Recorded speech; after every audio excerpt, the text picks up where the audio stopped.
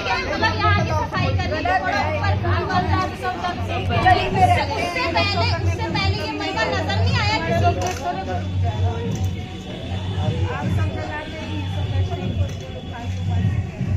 नहीं मैं कह रही हूँ उससे पहले किसी को नजर नहीं आया कि यहाँ घर के आगे मलबा इतना बड़ा, थोड़ा आगे चलते तो गाड़ी खड़ी हो जाए।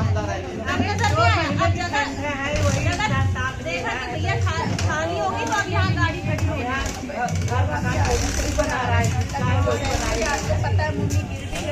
गाइस अभी बहुत गंदी लड़ाई हो रही है, अभी हम वही देख रहे हैं।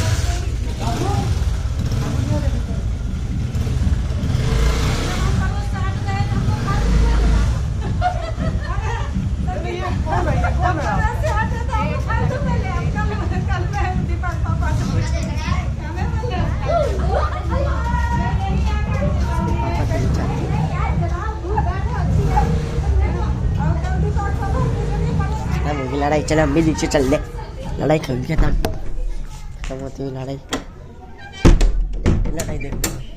लड़ाई देखने